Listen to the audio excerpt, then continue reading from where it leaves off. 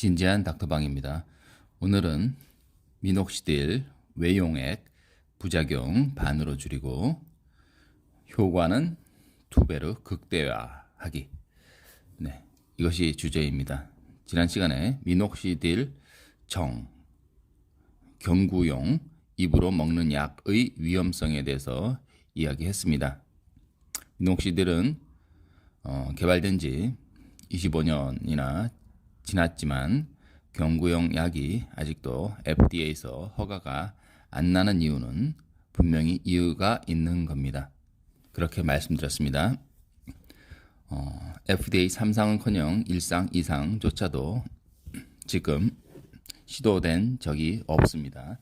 미녹시딜정은 중증고혈압 치료제, 특히 심지어 입원 환자 위주로 선택해서 다른 약물에 반응이 없는 중증 고혈압, 콩팥이 손상되거나 장기 손상으로 인한 고혈압에 쓰이는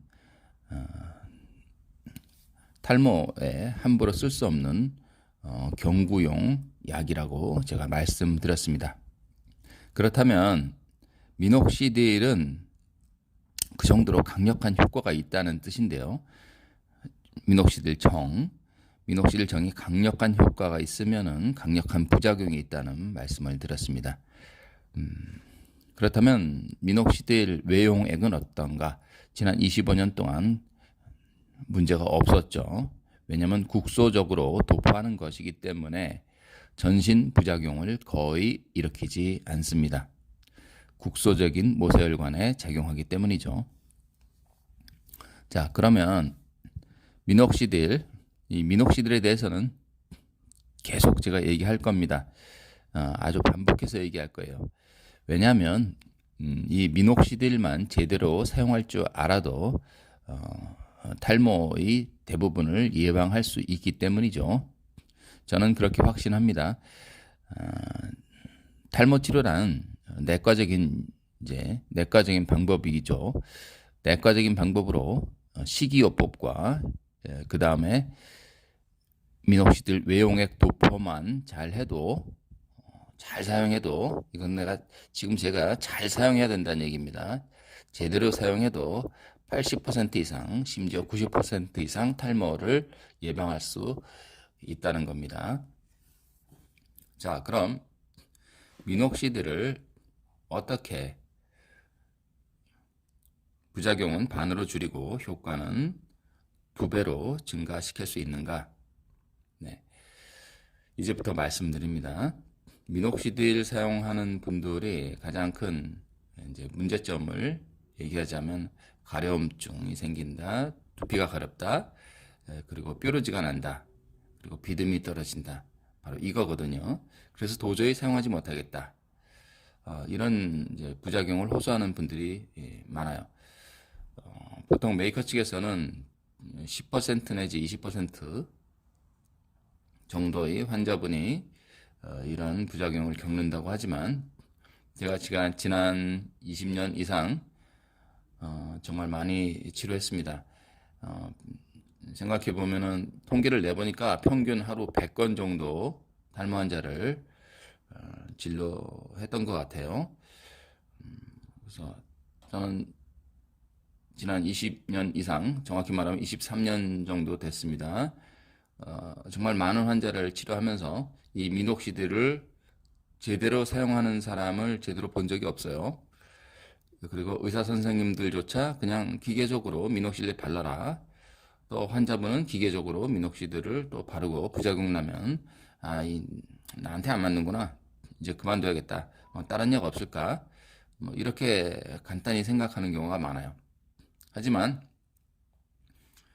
미녹시딜은 현재까지 밝혀진 FDA 3상을 통과한 미녹시딜 외용액을 말합니다. 가장 효과적이고 가장 안전한 치료제입니다. 탈모 치료로서는 외용액으로서는 유일무이합니다. 자, 메이커에서는 10% 내지 20%의 환자가 부작용을 겪는다고 하지만 저희 20년 이상의 경험을 보면은 미녹시딜을 1년 이상 사용하게 되면 거의 90% 이상이 바로 이 문제 때문에 곤란을 겪고 또 중단을 하게 되는 경우가 많아요. 그러면 이것을 어떻게 부작용을 최소화시킬까? 부작용이란 가려움증, 비듬, 뾰루지, 지루성, 두피염 이것 때문에 그렇습니다. 그러면 이 부작용은 왜 생기나 하면은 미녹시딜에 포함된 계면 활성제 때문입니다. 이건 계속 말씀드릴 겁니다. 이 계면 활성제의 부작용을 어떻게 줄이냐? 계면 미녹시딜에 포함된 프로필렌 글리콜이라는 간단히 줄여서 PG라고 하겠습니다. 프로필렌 글리콜 즉 계면 활성제의 부작용을 어떻게 줄이냐를 알기 전에 프로필렌 글리콜 즉 계면 활성제가 무엇인지 정확히 알아야 합니다. 계면 활성제는 피부면을 이제 활성화시킨다. 말은 멋있죠. 멋있는 말이지만 실제로는 피부면 파괴제입니다. 계면 파괴제죠. 그러니까 피부면은 이 갭 정션이라 그래서 갭이라는 게 뭐냐면 배리어가 있다는 거예요. 그 외부의 물질이 침투하지 못하게 단단한 방어막을 형성하고 있어요. 그 중에 하나가 유막이고 그 아래층이 케라틴층입니다. 그래서 우리가 석유를 뒤집어 쓰거나 의사들이 수술할 때도 피를 뒤집어 써도 그 피가 의사들 혈관 속으로 들어가지 않는 안전한 장치인 겁니다. 이 장치가 있기 때문에 미녹시딜 외용액을 발라도 두피에 침투하지 못하는 것이죠. 그래서 이 장치를 무장 해제시키는 것이 바로 계면 활성제입니다. 이 계면 활성제 프로필렌 글리콜이 두피에 문제를 일으키는 겁니다. 이 계면 활성제 때문에 이제 양날이 검이죠. 계면 활성제가 피부 방어층을 파괴시켜서 미녹시딜 외용액의 흡수를 용이하게 하지만 반대로 두피 피부의 보호막을 파괴시켜서 여러 가지 문제를 일으키죠. 그 문제가 바로 두피 가려움증, 뾰루지, 염증, 비듬이죠. 근데 이 두피 최고 바깥층은 유막층이 있고 이 케라틴층이 있다고 각질층이 있다고 제가 말씀드렸습니다. 그런데 계면활성제는 두피 유막을 날려버리고 각질층도 분해시켜 버립니다. 그래서 미녹시딜을 계속 바르면 각질층이 분해되기 때문에 그 각질층이 분해된 결과가 바로 비듬으로 나타나는 거죠. 그리고 각질층이 떨어져 나갔으니까 이게 좋은 각질층입니다. 원래 이 피부 보호층인 각질층이 떨어져 나갔으므로 이제 염증에 취약하게 되고 여러 트러블을 일으킵니다. 그래서 더 이상 미녹시딜을 바를 수 없는 지경에 다다르게 되죠. 자, 그러면 이 계면활성제의 피해를 어떻게 최소화시킬 것인가를 생각해 보죠. 제가 말씀드리겠습니다. 천연 계면활성제를 사용하면 돼요. 자, 천연 계면활성제가 무엇인가? 그것을 약국에서 파는가? 아닙니다. 천연 계면활성제는 약국이나 어떤 외용제가 아니에요. 자, 천연 계면활성제는 어디에 있는가? 바로 욕실에 있어요. 여러분 욕실에 있습니다. 천연 계면활성제는 바로 수증기입니다. 네. 왜 수증기가 중요하냐? 우리가 목욕을 한번 오랫동안 욕조에 이제 몸을 담그고 있으면 이 피부가 불어나죠. 이때 이 피부 경계면이 들뜨게 됩니다. 그래서 피부가 좀 이렇게 부들부들해지고 주름도 이제 안 보이는 거죠. 우리가 나이 드신 분은 많이 경험하셨을 거예요. 거울을 보면 주름이 좀 이게 잔주름이 쪼글쪼글한데 세수를 한 직후에 한번 거울을 보세요. 어떻습니까? 탱탱하지 않아요? 나도 좀 괜찮은데? 이게 피부가 수분을 이제 머금게 돼서 그렇죠.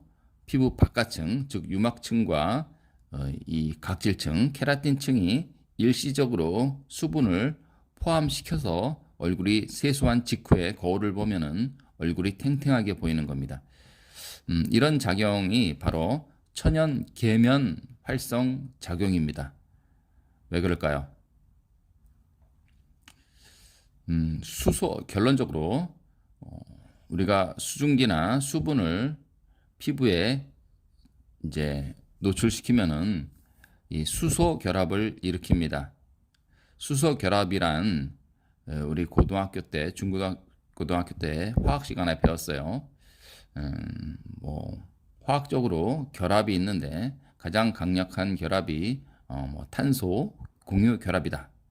그리고 시험 문제 자주 나왔죠. 가장 약한 결합이 수소 결합이다. 이런 거 배우신 적 기억나실 거예요. 우리 일상적에서도 이 수소 결합을 경험할 수 있어요. 알사탕을 손에 이렇게 쥐어 보세요. 알사탕이나 초콜릿, M&M 이런 알로 된 이제 초콜릿 볼을 손으로 쥐면은 끈적거리진 않죠. 하지만 손바닥에 물을 조금 묻히고 알사탕을 손에 쥐거나 M&M 초콜릿 볼을 손에 쥐게 되면 끈적거리게 됩니다. 이게 바로 손바닥 표면과 사탕 이 표면이 수소 결합을 일으켰기 때문인데요. 이 수소 결합은 이 경계면을 느슨하게 만드는 결합입니다. 말이 결합이지 수소가 들어가면 이 경계면이 해체됩니다. 부작용 없이 해체되죠. 우리가 손에다가 물을 묻히고 사탕을 쥐었다고 해서 손바닥이 손상되는 건 아니잖아요. 물론 프로필렌 글리콜 화학적인 계면 활성제를 손에다 묻히고 사탕을 주어도 수소 결합을 일으켜서 끈적거리게 되죠. 하지만 그것은 손바닥에 커다란 여러 가지 문제를 일으키겠죠. 손바닥에 프로필렌 글리콜을 직접 닿게 되면은 피부에 닿게 되면은 피부가 들뜨게 되고 강제적으로 들뜨는 거죠. 유막이 파괴되고 그 다음에 각질층이 분해된다고 제가 말씀드렸어요. 그래서 수소 결합을 이루게 되지만 우리가 천연 계면 활성제가 있다고 방금 말씀드렸죠. 바로 수증기입니다. 물이나 수증기예요. 천연 계면 활성 작용을 일으킵니다. 그래서 피부 손상이 없이 유막을 살짝 들뜨게 하고 피부 각질층을 살짝 분리시켜서 미녹시딜 외용액의 흡수를 용이하게 만들죠. 자, 그러면은 이제 답은 나왔습니다. 미녹시딜 외용액을 바르기 전에 두피를 스팀 타월로 한 2, 3분 따뜻하게 만들면은 어떻습니까? 천연 계면 활성 작용이 일어납니다. 수소 결합이 일어난다는 거죠. 수증기에 의해서. 그래서 그 다음에 적용하는 미녹시딜을 발라도 거의 부작용이 없습니다. 단 그러면 스팀 타월로 천연 계면 활성 작용을 만들어내고 자연스럽게 만들어내고 미녹시딜을 바르면은 기존의 미녹시딜에 포함된 프로필렌 글리콜의 부작용은 어쩔 수 없지 않는가 이런 의문이 생기죠.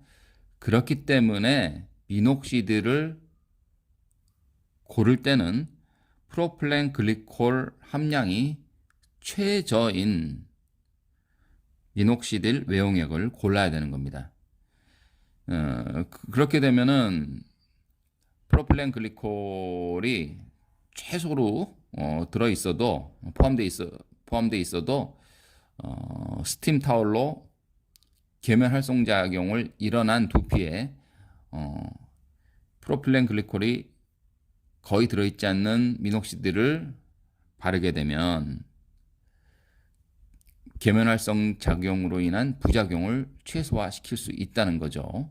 이건 제가 이론적인 얘기가 아니라 지난 23년 동안 수많은 환자를 치료하면서 미녹시딜 외용액으로 치료하면서 수많은 실험과 대조군과 실험을 통해서 얻은 결론입니다. 자, 그러면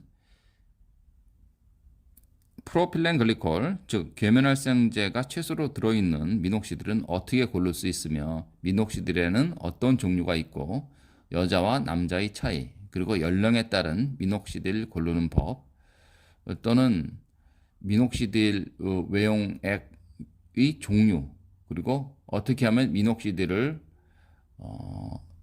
심지어 어떻게 하면 이제 저렴한 가격으로 좋은 미녹시딜을 고를 수 있는가, 오리지널과 카피 구별법, 이런 것에 대해서는 다음 시간에 말씀드리겠습니다. 오늘 여기까지 하겠습니다.